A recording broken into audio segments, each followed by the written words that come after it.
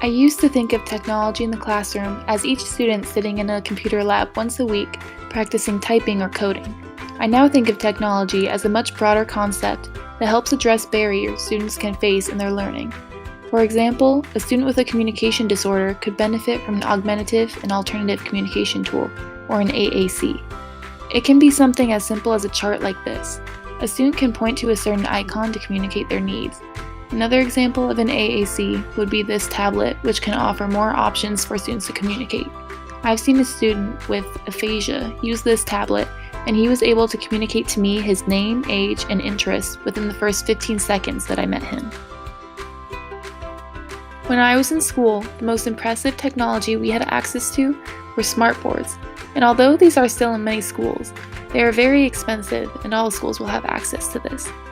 Even if a classroom does have a smartboard, it's not about the technology that is used, it's about how the teacher implements that technology. This quarter, I have had the opportunity to find and use technology tools which can address the barriers students face while being accessible and inexpensive. ISTE stands for the International Society for Technology in Education. There are 7 different ISTE standards, which according to their official website, address the skills students need to be prepared to thrive in a constantly evolving technological landscape. This quarter, I have been using various technology tools that can address these standards. Each tool I chose is easily accessible to students, addresses barriers students may face in their education, as well as connecting to the ISTE standards. For the Empowered Learner standard, I used an app called Shadow Puppet. Students can create videos which can include their voiceover, text, and images. Shadow Puppet can empower students to share their stories regardless of their reading and writing abilities. Since these videos are so easy to share through various ways like Seesaw, this also provides an opportunity for the home-to-school connection because the students and teachers can share what is being done in the classroom with the student's family. For the Digital Citizen standard, I made a HyperTalk lesson with my partner Madison about cyberbullying. HyperTalks are interactive lessons where students can go at their own pace.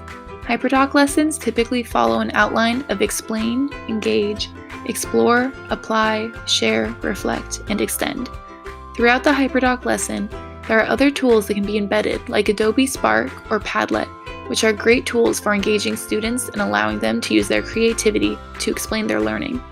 For the Knowledge Constructor standard, I use the app Little Bird Tales.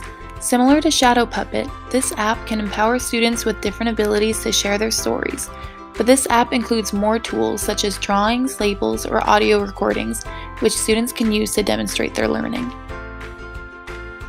For the Innovative Designer standard, the app iBooks Author is a tool that is very easy for creating books.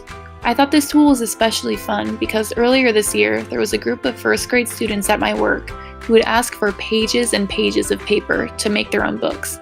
And it used a lot of supplies, but at the same time, it's very empowering for young students to create a book, and this would be a more cost-effective tool for that. For the Computational Thinker standard, Codable is a fun site that has many hour-of-code activities that teach students the basics of coding. It's an interesting tool that teaches coding and problem solving while reaching a wide audience. For Global Collaborator, I use Zooniverse, which is described on their website as the world's largest and most popular platform for people-powered research. Basically, students can contribute to these research-based projects to connect to others outside of the classroom. Another tool I found which addresses the UDL and equitable access was Natural Reader, which will read aloud any text or PDF transferred onto the site in multiple languages. I liked how easy this site was to use, but I was also surprised because there are so many resources like this that can help ELL students and can also aid communication with families when there is a language barrier. There are many other technology tools I have been lucky enough to use this quarter, but more importantly, I have gained the knowledge that technology can help with all kinds of barriers students or their families will face in the public school system, because I believe there is always a way to improve how we educate our students.